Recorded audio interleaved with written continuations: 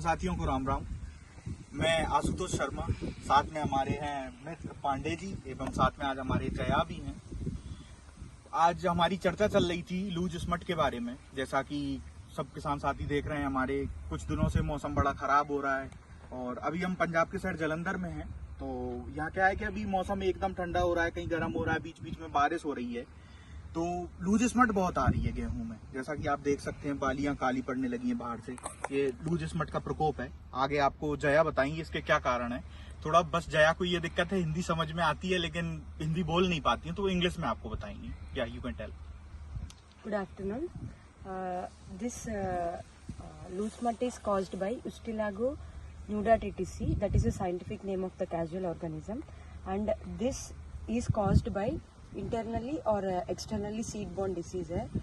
It can spread from one seed to one seed also. इसका management है Vitavax और mancozeb भी spray करते हैं. Yeah, she is telling we can use Vitavax for the seed treatment. Before sowing, the farmers can use Vitavax for the seed treatment, and we can also use Carbendazim, Mancozeb and Thiram also. Oh, sorry, इसलिए मैं कहूँगा मैं पांडे जी समझाएंगे आपको आगे कहीं। बहुत सही बात कही। और किसान भाइयों को सबसे पहले बहुत बहुत हार्दिक शुभकामनाएं कि होली का फेस्टिवल आपका निकला, और उसके बाद जो टेम्परेचर में उतार चढ़ाव है वो कहीं न कहीं रोगों को और कीटों को लेकर आता है, हर साल लेकर आता है। पर इस साल हम देख रहे हैं कि गेहूँ की फसल में गिरावट बहुत है, और कहीं न कहीं मौसम का इतना फेरबदल किसानों के लिए थोड़ी समस्या खड़ी करता है, पर मुसीबत नहीं है।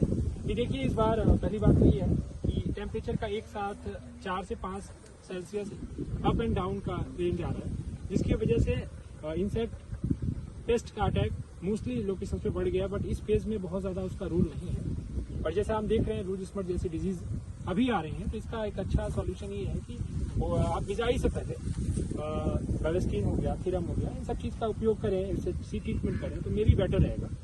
और धीरे धीरे लोगों ने पुरानी तरकीबें ये है कि उसको गर्म करके पानी में डाल करके कुछ समय दे करके या फिर शोधित किया जा सकता है, या धूप में सुखा कर फिर उसको।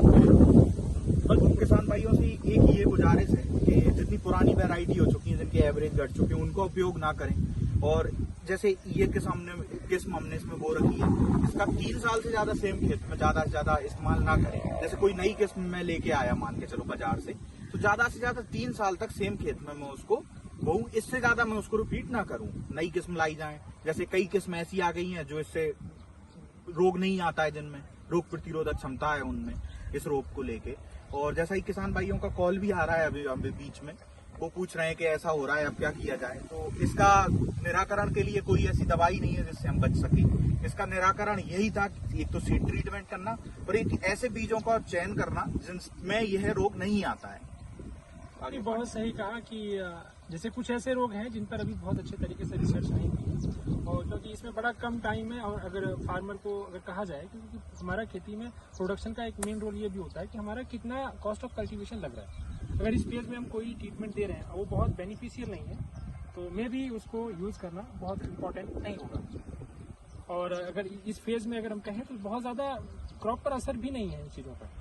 बट ये मैं ये देख रहा हूँ कुछ सालों से ये चीज़ें मुझे देखने को मिल रही हैं। किसान भाइयों से उम्मीद ये है कि फर्स्ट ऑफ ऑल इरिगेशन का जब टेम्परेचर अप एंड डाउन होता है, तो इरिगेशन का टाइमिंग आगे पीछे होता है। उसी फेज में मोस्टली क्रॉप सर्वाइवल के कंडीशन में जाती है। तो आपकी जो प्लानिंग है और डेट ऑफ सोइंग है उस पर ध्यान दें, और फील्ड से क्रॉप टिश्यूज बहुत अच्छे तरीके से जो फसल अवशेष है उसको अच्छे तरीके से साफ करें, इस पर विशेष ध्यान दें। जी बिल्कुल, पांडे जी ने बहुत सही कहा।